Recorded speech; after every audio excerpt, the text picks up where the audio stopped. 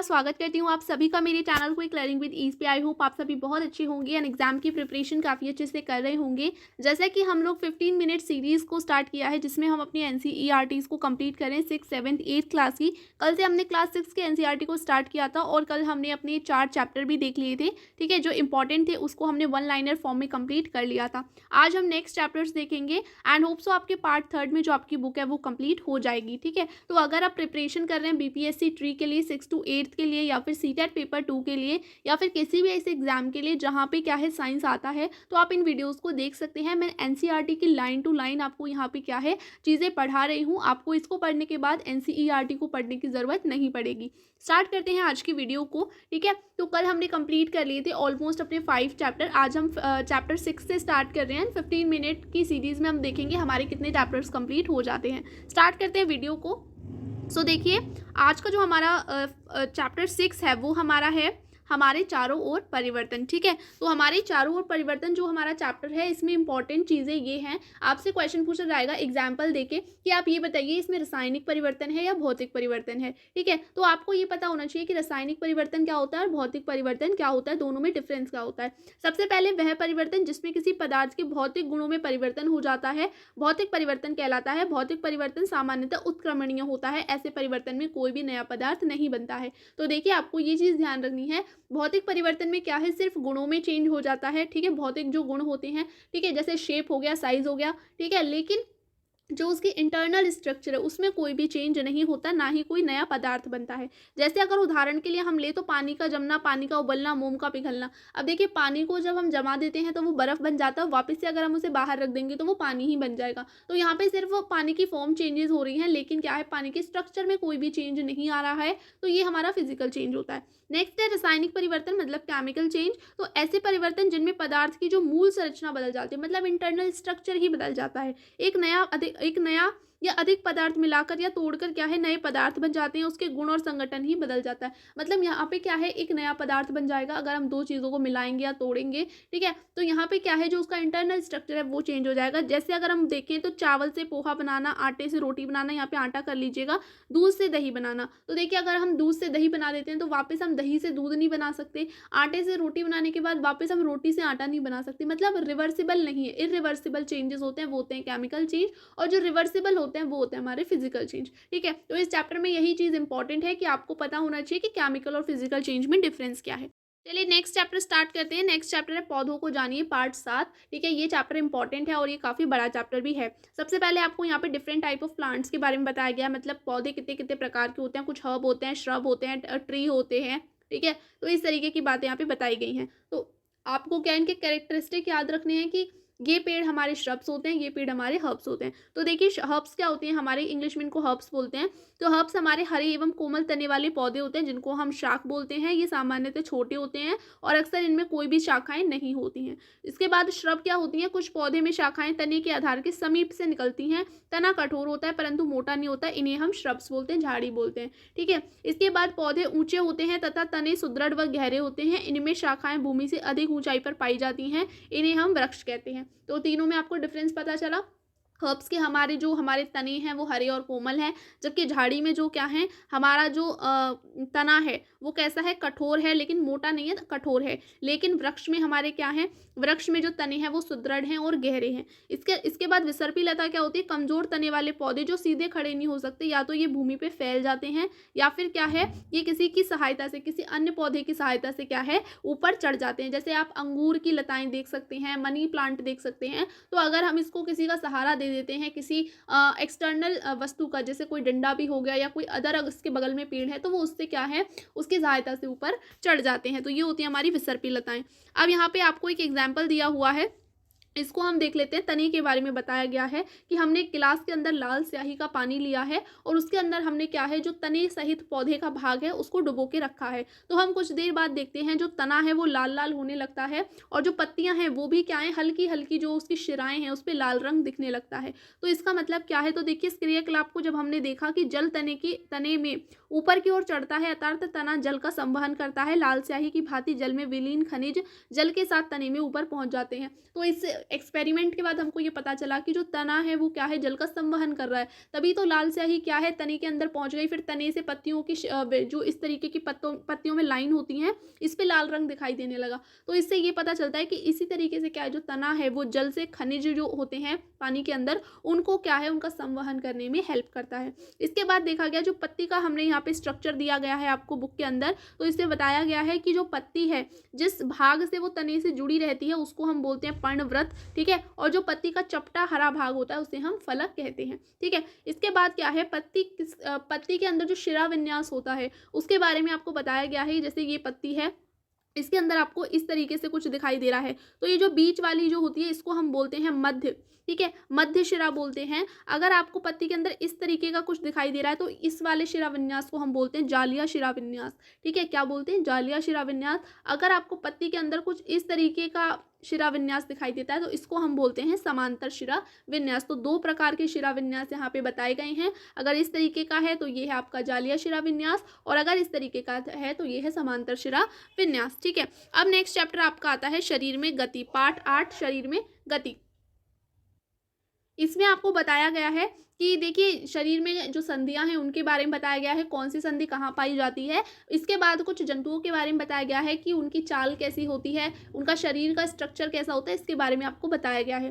तो देखिए हमारे जो शरीर है उसके जो विभिन्न भाग हैं उनको हम क्या है, स्थानों से मोड़ सकते हैं, घुमा सकते हैं। तो जब हमारे जो दो हिस्से हैं वो एक दूसरे से जुड़े रहते हैं, जैसे हमारे कोहनी हो गया, कंधा हो गया, गर्दन हो गया, तो इन स्थानों पे क्या है, संधि पाई जाती है, ठीक है। तो संधियों के यहाँ पे कुछ एग्जाम्पल दिए हुए हैं, यहीं से क्वेश्चन आपसे पूछा जाता है कि हमारे जैसे मान लीजिए कंधा और हाथ के बीच में कौन सी संधि पाई जाती है, तो आपको पता होना चाहिए। तो यहाँ पे 3 संधियों के बारे में बताया गया है बुक में, कंदुक खलिका संधि, धुराग्र संधि और हिंज संधि। तो जो हमारी कंदुक खलिका संधि है ये आपके कंधे और हाथ के बीच में पाई जाती है। इस प्रकार की संधि क्या है, सभी दिशाओं में गति प्रदान करती है। ये भी इंपॉर्टेंट बात है, देखिए जब हम अपने हाथ को क्या है पूरा घुमा सकते हैं गोल गोल गोल, ठीक है, तो इसका मतलब क्या है कि यहाँ पे जो हमारे कंधे और हाथ के बीच में जो संधि है वो हमको हर एक दिशा में क्या है, गति प्रदान कर रही है। और जो हमारे इसका नाम क्या है इस संधि का, तो नाम है कंदुक खलिका संधि। इसके बाद है धुराग्र संधि जो कि हमारी गर्दन और सिर के बीच में पाई जाती है, और ये क्या है, हमको सर को आगे पीछे दाएं बाएं घुमाने में मदद करती है। आप जानते हैं कि हम सर को पूरा नहीं घुमा सकते,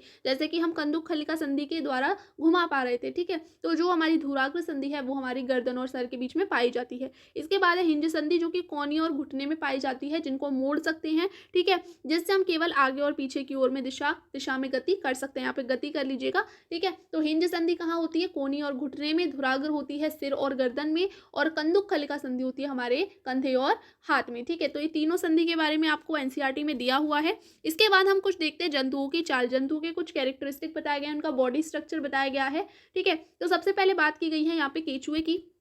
तो देखिए जो केचुए का शरीर है उसमें अस्थियां नहीं होती लेकिन पेशियां होती हैं जो इसके शरीर को घटने बढ़ने में सहायता करती हैं। जैसे आप जानते हैं कि केचुआ जब चलता है तो सिकुड़ता है, फिर खुलता है, सिकुड़ता है, खुलता है। तो इस तरीके से क्या है, जो केचुए के शरीर है उसके अंदर अस्थियां नहीं होती, क्या होती है, पेशियां होती हैं। और जो पेशियां होती हैं उनसे क्या है, कुछ हल्के हल्के बाल भी निकले होते हैं। जैसे यहाँ पे बताया गया है इसके शरीर में छोटे छोटे अनेक शूक जैसे क्या है बाल होते हैं जो कि पेशियों से जुड़े हुए होते हैं, और ये क्या करते हैं कि मिट्टी से उसकी पकड़ को मजबूत बनाने में सहायता करते हैं। इसके बाद केचुआ क्या है, वास्तव में अपनी जो रास्ते में आने वाली मिट्टी है जब वो चलता है तो उसे खाता हुआ चलता है, और जो अपचा हुआ भोजन है, ठीक है, उसको क्या है बाहर निकालता हुआ चलता है। इस कार्य से क्या होता है, जो मिट्टी उपजाऊ बनती है और ये क्या है पौधों को फायदा देती है। तो हम इनको क्या है किसान का दोस्त भी कहते हैं, ठीक है। तो ये आप जानते होंगे। नेक्स्ट है हमारा घोंगा। घोंगा के बारे में बताया गया जिसको हम स्नेल बोलते हैं इंग्लिश में, ठीक है।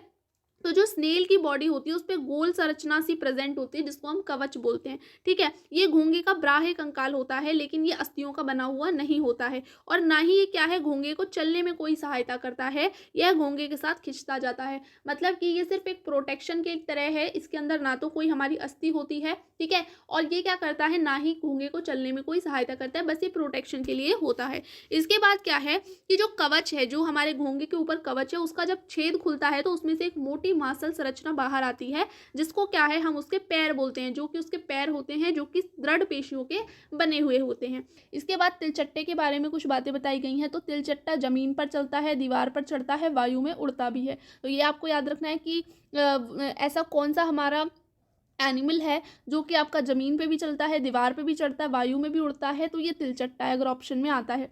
इनमें 3 जोड़ी पैर होते हैं जो चलने में सहायता करते हैं। 3 जोड़ी पैर होते हैं इसके पास और जो कि चलने में सहायता करते हैं। इसका शरीर कठोर बाह्य कंकाल का ढका हुआ होता है। यह बाह्य कंकाल विभिन्न एककों की परस्पर संधियों द्वारा बना हुआ होता है। तो इसका जो आउटर स्केलेटन है वो बहुत सारी क्या है संधियों से मिलके बनता है, जिसके कारण क्या है गति संभव हो पाती है। वक्ष से 2 जोड़े पंख भी जुड़े होते हैं। जो इसका वक्ष होता है उससे क्या है 2 जोड़े पंख भी जुड़े होते हैं। अगले पैर सक्रिय और पिछले पैर चौड़े होते हैं और बहुत पतले होते हैं। तो ये आपको पता करना है कि पैर जो आगे वाले पैर हैं तिलचट्टे के वो कैसे हैं, सक्रिय हैं, लेकिन पिछले वाले कैसे हैं, पतले हैं लेकिन चौड़े हैं।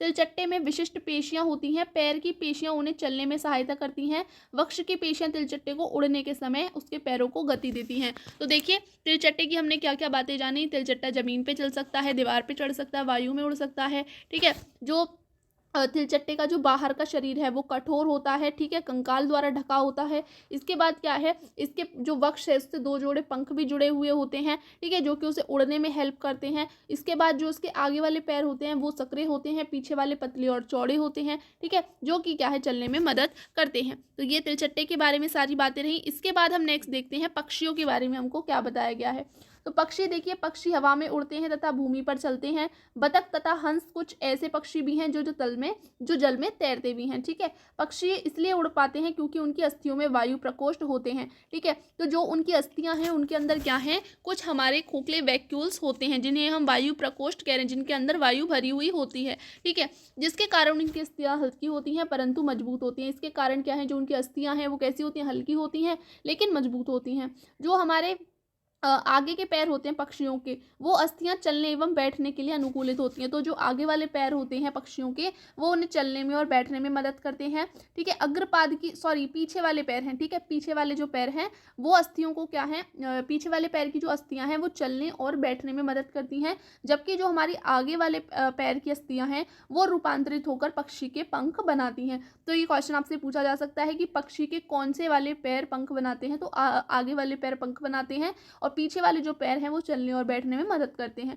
कंधे की अस्थियां मजबूत होती हैं। वक्ष की अस्थियां उड़ने वाली पेशियों को जकड़े रखने के लिए विशेष रूप से रूपांतरित होती हैं तथा पंखों को ऊपर नीचे करने में सहायक होती हैं। तो देखिए यहाँ पे क्या बताया गया है, जो कंधे की अस्थियां होती हैं पक्षियों की वो क्या होती हैं, मजबूत होती हैं।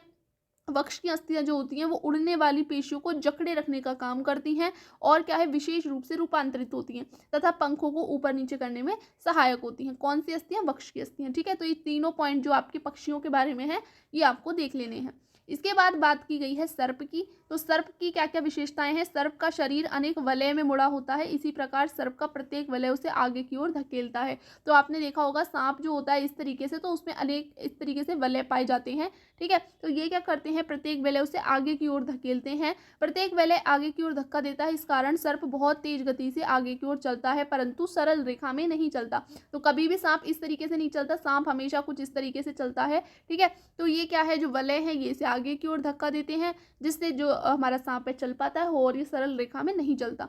इसके बाद ये पॉइंट यहाँ पे नीचे दिया हुआ था एनसीईआरटी में कि संयुक्त राष्ट्र द्वारा 21 जून को अंतर्राष्ट्रीय योग दिवस के रूप में घोषित किया गया है, ठीक है। तो ये आपको याद रखना है। तो आज की क्लास में हम यहीं तक कंप्लीट करते हैं, वीडियो को ज़्यादा लंबा नहीं करते हैं। कल हम नेक्स्ट चैप्टर्स अपने देखेंगे, ठीक है। एंड होप सो कल या परसों तक आपकी जो 6th क्लास की एनसीईआरटी है वो कंप्लीट हो जाएगी। इसका जो PDF है वो आप मेरे टेलीग्राम चैनल से ले सकते हैं, वहाँ से आप डाउनलोड भी कर सकते हैं, निकलवा भी सकते हैं। होप सो आपको वीडियो अच्छा लगा होगा। वीडियो अगर अच्छे लग रहे हैं, हेल्प मिल रही है तो चैनल को लाइक शेयर एंड सब्सक्राइब जरूर कर दीजिएगा। फिर मिलते हैं एक नई वीडियो के साथ, जब तक के लिए थैंक्स।